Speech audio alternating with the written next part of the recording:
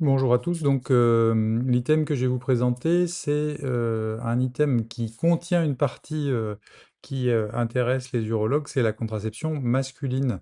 Quand on pense contraception, on pense souvent pilule, œstroprogestative, mais aujourd'hui, la contraception, c'est vraiment une affaire de couple. Et vous voyez que dans les items qu'on vous demande, on a 3 niveaux d'intérêt A, de rang A de connaissances que vous êtes censé avoir, sur à la fois la contraception féminine, mais aussi la contraception masculine avec, connaître les contraceptions barrières, notamment le préservatif, connaître, le fameux index de Pearl et puis, connaître les différentes, modes de stérilisation et ce qu'on entend par là et la législation qui le sous-tend.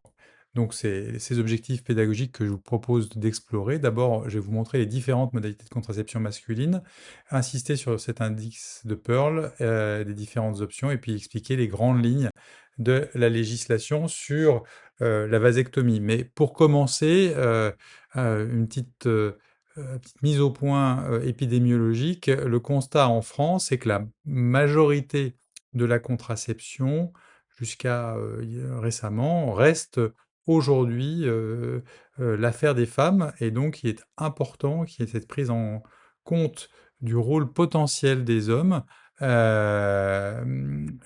qu'elle soit facilitée. Et donc en tant que médecin plus tard, vous pourrez avoir à conseiller vos patients. Alors c'est quoi une méthode idéale de contraception? Bah, c'est qu'évidemment elle soit efficace, on viendra sur l'indice de Pearl. Idéalement qu'elle puisse être réversible, qu'elle soit sûre, et la sécurité, bah, c'est peut-être aussi l'efficacité, mais ça peut être d'autres éléments, on le verra avec, le préservatif. Il faut qu'elle soit acceptable et facile, et puis, idéalement, qu'elle coûte le moins cher possible. Alors l'indice de Pearl, c'est quoi? Bah, c'est l'indicateur de référence et en gros, c'est le nombre de grossesses non planifiées, pour, 100 couples utilisant une méthode contraceptive. Donc quelque part, l'indice de Pearl idéal, il doit être à 0. Plus il est faible, plus la méthode, est efficace. Donc c'est ça, l'indicateur de référence aujourd'hui qui permet, d'évaluer les différents moyens, de contraception. Qu'est-ce qu'on a dans le spectre des options contraceptives masculines? Bah, sur la gauche, vous avez les modalités les plus temporaires, et sur la droite, les plus définitives. Et on commence par le retrait, le préservatif. Quand on continue un peu au milieu, la contraception thermique, la contraception hormonale, et donc la plus extrême et la plus définitive, en théorie en tout cas, c'est la vasectomie. Alors, si on commence par les méthodes comportementales, qu'est-ce que c'est? Bah, c'est ce qu'on appelait le coitus interruptus, c'est-à-dire qu'on se retire juste avant l'éjaculation. Alors, bah, effectivement, c'est la modalité la moins sûre, puisque en théorie, dans les études, on a un index de Pearl théorique à 4, mais en pratique, on voit que c'est jusqu'à un tiers des couples qui risquent d'avoir, en utilisant cette technique, des enfants. Pourquoi? Bah, probablement d'abord et avant tout parce que les hommes craquent au moment de l'éjaculation, mais également parce qu'il pourrait y avoir une présence de spermatozoïdes dans le liquide pré-éjaculatoire. Donc effectivement, c'est une méthode simple, sans contrainte, mais sa faible efficacité fait qu'aujourd'hui, très clairement, ça n'est pas une option, qui paraît raisonnable, à conseiller, aux patients. La méthode barrière qui a eu le vent en poupe, hein, c'est le préservatif. Pourquoi? Bah, d'abord parce que c'est une barrière mécanique et qu'elle va empêcher le contact du sperme avec les voies génitales féminines, et donc c'est, un moyen, de contraception qui est également un moyen qui permet, de prévenir, les infections sexuellement transmissibles. Donc c'est quelque chose qui a à la fois un rôle contraceptif et un rôle de protection. Le problème, alors 2e avantage, c'est qu'en France, il est pris en charge, sans prescription obligatoire, et donc c'est un moyen peut être considéré comme relativement peu cher. Le problème, c'est le grand écart entre l'index de Pearl théorique, là vous voyez qu'il est presque parfait, un index de Pearl à 2, et puis ce qu'on observe dans la pratique, c'est-à-dire quand même un taux d'échec qui est pas négligeable. Presque un couple sur 10 utilisant cette méthode risque d'avoir quand même besoin, enfin, va avoir une grossesse. Et donc, on voit qu'il y a une grande différence entre la théorie et la pratique pour plein de raisons. Et donc, le préservatif est un moyen efficace, mais il est loin d'être le plus efficace si on veut rechercher une méthode de contraception euh, la plus efficace possible. On va avoir deux méthodes dites physiologiques, avec tous les guillemets qu'il faut mettre autour de la contraception, notamment hormonale, puisque chez la femme, on a vu les effets délétères qu'elle pouvait avoir. Aujourd'hui, c'est une méthode qui n'a absolument pas le statut d'utilisation large. Le principe, bah, ça va être d'administrer la testostérone à dose supraphysiologique. On peut même ajouter de la progestérone pour limiter les effets secondaires, augmenter l'efficacité, avec sur les essais cliniques, en théorie, une efficacité et une réversibilité qui semblent acquises, avec une efficacité importante, vous voyez, un index de Pearl de 0,8 à 2, et une réversibilité en 3 à 4 mois après l'arrêt. Mais alors, d'une part, il n'y a pas d'AMM en France, donc pas de possibilité de la conseiller aux patients. D'autre part, il y a des contraintes fortes, avec un suivi rigoureux, un délai d'efficacité qui est décalé dans le temps, 3 à 6 mois. L'administration de la testostérone n'est pas si simple. Il faut éventuellement l'injecter ou utiliser des gels transdermiques. Il faut suivre obligatoirement, en tout cas si on veut être sûr de l'efficacité, par des spermogrammes réguliers. Et puis, les effets secondaires de l'administration régulière sur le très long terme de la testostérone n'est pas complètement connu. On sait que c'est une hormone anabolisante, donc avec des risques de prise de poids, de modification de la libido, d'élévation de l'hématocrite. Donc, c'est quelque chose qui médicalement nécessiterait un suivi spécifique. Deuxième méthode physiologique, c'est des dispositifs qui vont permettre, en fait, comme vous le voyez sur le schéma que je vous ai mis à gauche, hein, qui est tiré d'un modèle qui est actuellement en vente en France, c'est de ramener les testicules dans l'abdomen de façon à ce que, au contact de la chaleur de l'abdomen, eh bien, les spermatozoïdes soient quelque part inactivés. Alors, pour que ça soit efficace, et c'est efficace, hein, ça a été démontré comme relativement efficace. Le petit problème, c'est qu'il n'y a pas aujourd'hui d'études suffisamment claires pour pouvoir permettre sa commercialisation, voire son remboursement.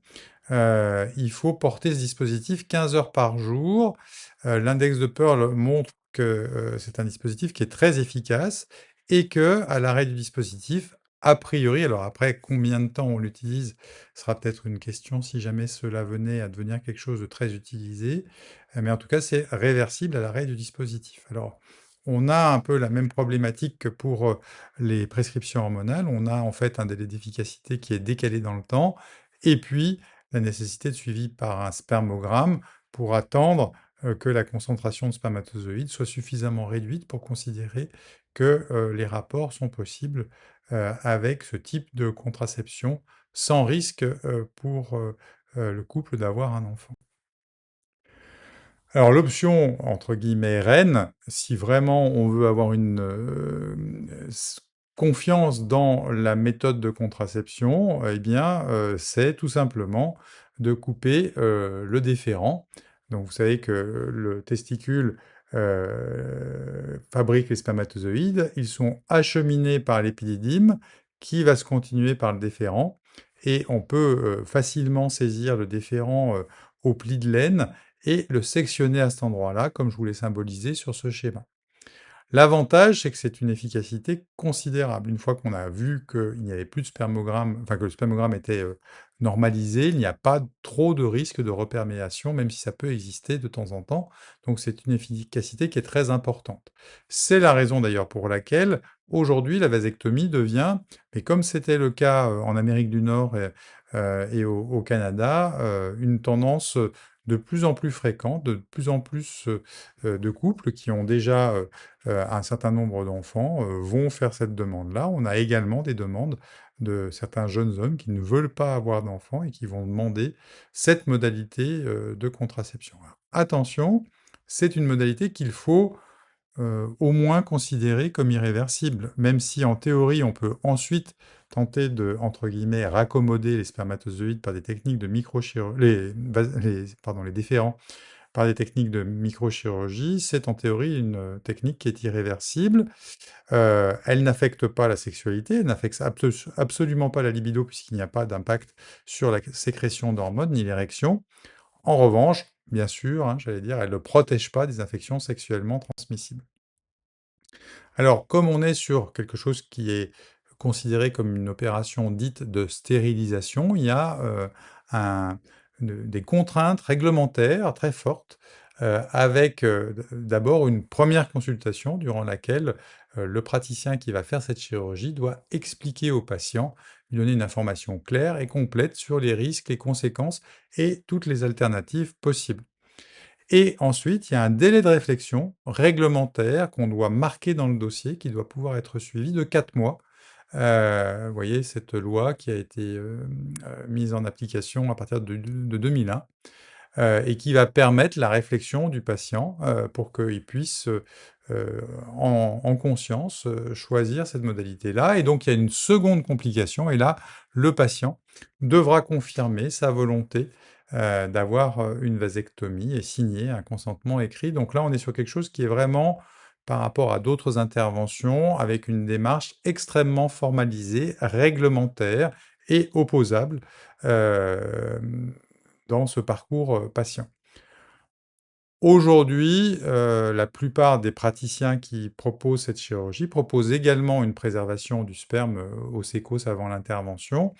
Je vous rappelle que c'est quelque chose qui est aujourd'hui, qui nécessite, une participation du patient, hein, pour la préservation du sperme. Donc, tous les patients ne sont pas demandeurs de le faire, mais le proposer paraît, de bonne pratique, même si, les patients qui vont vers une vasectomie sont a priori décidés et envisagent, cette solution comme une solution, irréversible. Alors l'efficacité n'est pas immédiate non plus, il y a une sorte de stock de spermatozoïdes, hein, et donc les conseils qu'on donne en post-opératoire, bah, c'est de garder une contraception efficace, avoir un nombre de rapports suffisant pour qu'il y ait finalement une purge quelque part, des spermatozoïdes, qui restent et on fait, en règle un spermogramme à 3 mois pour vérifier qu'il n'y a plus de spermatozoïdes en nombre suffisant. Et vous voyez que les critères de succès sont assez stricts, hein. Soit une azoospermie, pas de spermatozoïdes, pas de bébé, ou moins de 100 000 spermatozoïdes, tous immobiles. Voilà, c'est un exemple de résultat, hein, qui permet d'affirmer qu'il y a un succès de cette vasectomie. Alors, la vasectomie, pourquoi est-ce qu'elle est en train de prendre de plus en plus d'ampleur? Bah, tout simplement que quand on la compare à la ligature des trompes, si j'ose dire, il n'y a pas photo. Elle est plus efficace que la ligature des trompes, elle a un taux d'échec inférieur à la stérilisation féminine, elle est assez rapide à faire et le plus souvent, elle peut être faite sous anesthésie locale et elle est 20 fois moins morbide que la contraception par ligature des trompes. Donc effectivement, il est très logique que de plus en plus d'hommes demandent cette méthode de contraception. Alors, il y a quand même des risques et complications, on l'a dit, hein, il faut en parler avec le patient. Les complications périopératoires, elles sont rares, mais voilà, il faut les expliquer au patient. Le risque d'infection du site opératoire à 1-2%. Douleur et hématome, 7 jusqu'à 24%. Je dirais que c'est presque un quart des patients qui pourraient avoir des complications. C'est quand même une estimation haute, on va dire, mais voilà, c'est des choses qui peuvent arriver, qui sont transitoires, réversibles et qui ne laissent pas de conséquences. Il y a une complication qui est un peu plus embêtante parce que déjà les douleurs scrotales sont, une pathologie qu'on rencontre, y compris dans la population des hommes qui n'ont pas été opérés. Ceux qui ont été opérés ont probablement, un risque plus élevé avec, vous voyez, une prévalence qu'on estime à 3 à 8 des patients avec, certains patients qui peuvent se plaindre, d'un impact, réel sur leur qualité de vie, 1 à 2. Donc, ces éléments-là doivent être expliqués aux patients et doivent être informés de ces difficultés potentielles avant de choisir, la chirurgie. Alors voilà un peu un tableau de synthèse générale et vous voyez que, bon, il y a beaucoup de modalités, mais que finalement celles que vous connaissiez probablement avant la présentation sont les 2 plus utilisées, c'est-à-dire le préservatif, la vasectomie. La technique du retrait, vous avez compris, qu'elle est quand même plutôt, à ne pas conseiller et la technique hormonale, elle ne peut pas être proposée aujourd'hui. La technique thermique, elle peut être proposée, mais avec, quand même, ces grandes précautions dans tous les cas, pour bien vérifier qu'on a bien un spermogramme qui démontre l'efficacité de cette technique. Alors les 4 points clés du conseil aux patients ou aux couples en général, hein, c'est vrai que c'est probablement quelque chose qu'il est intéressant, enfin pour lequel il est intéressant de conseiller aux patients de pouvoir en parler, avec, sa partenaire. Bah, c'est déjà justement d'évaluer le projet parental, bien expliquer que certaines solutions sont définitives, et donc, amènent à une réflexion sur ce sujet de la parentalité. C'est vrai que l'avantage du préservatif, c'est que ça prévient certaines infections sexuellement transmissibles et donc, bah, c'est toujours bon, de le rappeler. On note une très grande réduction d'utilisation du préservatif donc, le rôle d'un médecin, c'est aussi de pouvoir expliquer, ces éléments-là, même si la plupart des patients sont probablement informés sur le sujet. Bien expliquer la différence entre l'efficacité théorique, l'index de Pearl et l'efficacité réelle et les raisons pour lesquelles c'est différent et puis, ben, voilà, la présentation que je vous en ai faite permet également d'aider à démystifier un petit peu la vasectomie qui, effectivement, il y a quelques années en arrière, était très rarement proposée et qui aujourd'hui, est une intervention qu'on voit très régulièrement dans tous les services, d'urologie de France. 3 messages à retenir. La contraception, c'est quand même une affaire du couple, et c'est important qu'on puisse en discuter, même si bien sûr, chaque individu est libre de la méthode qu'il va utiliser. La contraception masculine est une vraie option qui doit être envisagée, qui peut être très efficace et si on parle de contraception masculine, eh bien les 2 principales options les plus efficaces, ça reste le préservatif et la vasectomie. Je vous remercie de votre attention.